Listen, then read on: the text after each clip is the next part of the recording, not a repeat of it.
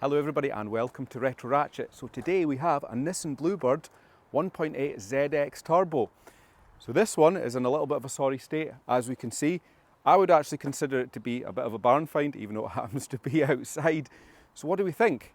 Should this one be donated to Retroratchet to restore a loving home, put it back to its former glory and take it out to some car shows, get some use out of it, rescue it? What do you think? Put in the comments. What I reckon is we should do a bit of a challenge. If we get more than, say, 5,000 views, 10,000 views, what do you reckon? Put in the comments. I reckon 5,000. Let's put the bar quite low. Then the owner should donate it to me to restore. So we need to get commenting, thumbs up, subscribing and viewing multiple times so that we can rescue this lovely old Bluebird. Because these must be getting rare. They must be down to single figures. I can't remember the last time I actually saw a turbo version.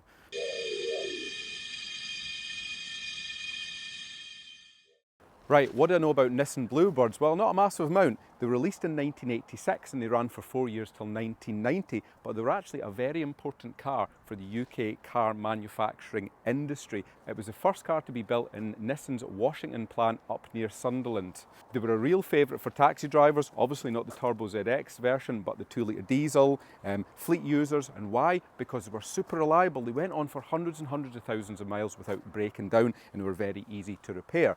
So this one here, this was the sports version. It was a 1.8 CA18 ET, I think it's an ET, 135 brake horsepower, same engine that was in that Silvia Turbo over there. But in this car, it's front wheel drive, fitted with a T2 turbo. And this one's in a little bit of a sorry state and needs a loving home up in Scotland. Not that I've said that already, and not that I'm repeating myself or emphasising that point. Right, let's take a wee look inside this one then. So this one's fitted with cloth seats. I think leather was actually an option in this one. Again, they are a little bit dull inside. There's nothing much that is saying to you, this is a ZX, this is a turbo. You know, the fabrics, you've got this light grey here. I mean, you do have a little bit of red on the material, but again, it's not saying that this is a sporty model. And then looking at the dashboard here, you do have some extra dials. You've got a boost gauge up there, fuel, rev counter, oil pressure, engine temperature. So yeah, you've got that boost gauge so that at least you know that you are driving a turbo. You've got 4 electric windows. This switch panel is quite cool, so it's power windows. The nice chunky, you know, robust switches. I couldn't imagine they would probably ever break. Looking in here, we've got 5-speed manual gearbox, obviously no air conditioning. And it is a little bit worse for wear. So let's take a wee look under the bonnet. Well, this is certainly not a show condition engine bay. This is a well-loved one. Lots of scope for improvement. So yeah, we've got this 1.8 turbo in here. A lot more space than is in the Silvia.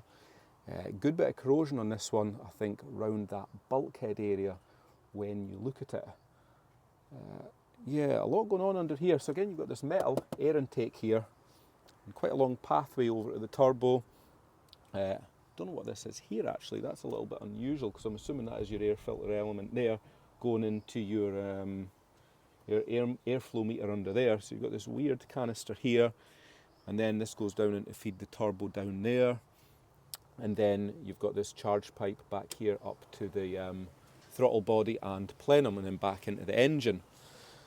So it definitely does look like a real project, this one. A lot of work. I don't know how rare parts are for these. Can you still get parts for these very easily, or are they like hen's teeth? 5-speed manual, front wheel drive. And other than that, that's all I know.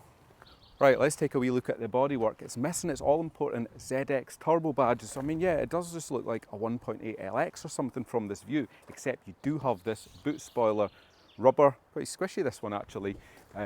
That's pretty smart. And it is a saloon. So saloons, yeah, I think it gets extra points for being a saloon. Some really cool retro speakers in the back here. Look at the design of these. They're like little pod speakers on the back shelf. They do look factory original, actually. And then looking down the side, the body in this one doesn't seem to be in too bad condition. I mean, look at those arches. You know, those arches are totally solid. There's no rust on them at all. Same along that sill. The doors are pretty mint. colour-coded rear bumper and front bumper, and then you have these blacks. You have these black trims along the sides. Definitely needs saving. Original alloy wheels here. God, I mean, they don't even look like alloys, do they? 15-inch, flat-fronted, but do suit the car pretty well. But very, very understated, this thing. You know, there isn't a whole load of body kit or decals all over this as there is with the Cherries. The front view is very, very understated. So there really is nothing to say. This is a fast saloon version. Come and race me, is there? 1.8 LX, that's what it looks like. Is it missing anything off a ZX Turbo? Again, put in the comments what you think. Red is probably a pretty decent colour for this. It does stand out in red. It's a very, very nice shade, sporty, and I think with a little bit of TLC, you know, this could be a great car.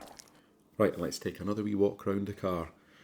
Yeah, it's dying out for those ZX Turbo badges on the back and maybe twin tailpipes. I'm sure they did come with twin tailpipes, these. And those wheels, yeah, definitely would need a set of 4 tyres and a good wheel refurb. Looks like there's been a wee bit of overspray there under the wheel arch.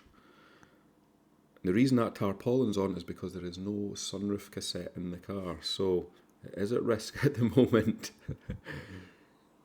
And yeah, I would have thought these would have come with front fog lights of some description.